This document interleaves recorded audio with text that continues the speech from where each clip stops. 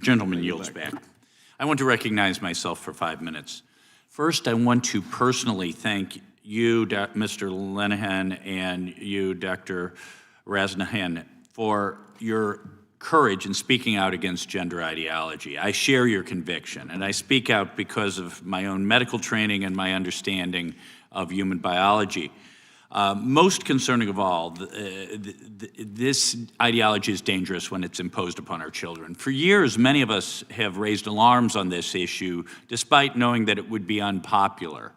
I'm often asked why I continue to press this point. The answer is simple: because we are confident we are right, and we believe that finally now mainstream medicine in the United States is catching up. We're late to the game compared to some of our colleagues in Europe. Just yesterday, a major U.S. medical association, the American Association of Plastic Surgeons, reversed its position and came out against so-called gender-affirming surgeries for minors.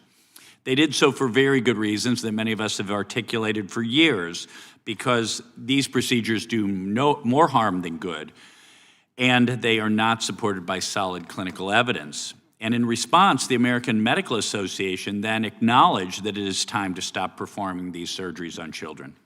That is why I've worked with the Attorney General, who transmitted the Chloe Cole Act to Congress. This bill would allow all victims who are permanently harmed by the experimental transgender procedures to sue for damages. And I look forward to continuing that conversation when the Attorney General testifies next week.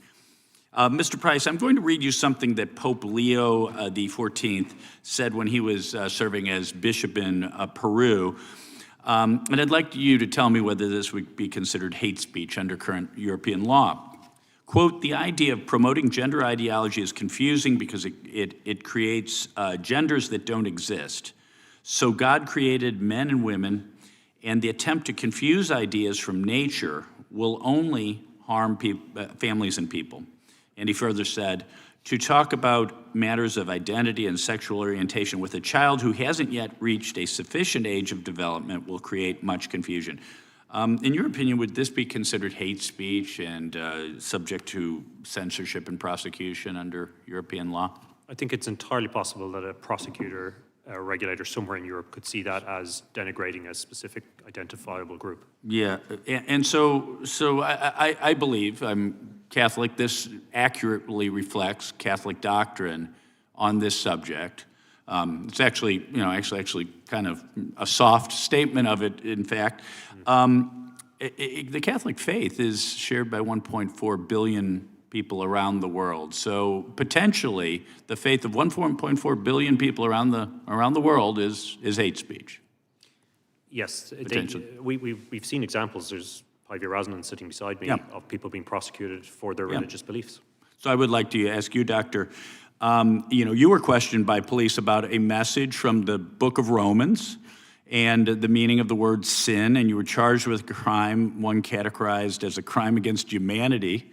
The prosecutor even lectured you on the gospel itself. Now, you were quoting from the book of Romans, from the Bible, considered by 2.6 million Christians around the world to be the inspired word of God. And yet, this text you quoted was considered to be hate speech. Do I understand your case correctly? Yes, you understand.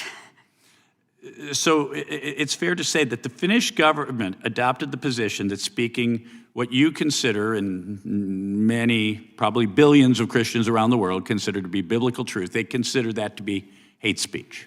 Yes, in fact, it is the prosecutor general who has said and who has claimed that this is hate speech. This is against the law about agitation against minorities. Yeah.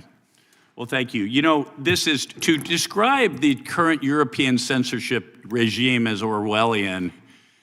I'll tell you, the Big Brother had nothing on the European censorship industrial complex. From George Orwell's 1984, the Ministry of Truth concerns itself with lies. War is peace, freedom is slavery, ignorance is strength. In the end, the party could announce that 2 and 2 make 5, and you would have to believe it. So we have a regime where boys can be girls. COVID came from pangolins in a wet market. Toddlers should be wearing masks. Trump was elected by the Russians, and speech we don't like is hate speech. Western civilization is in a sorry state if we reject freedom of speech. Thank you all, and I yield back. Mr. Chairman, I just have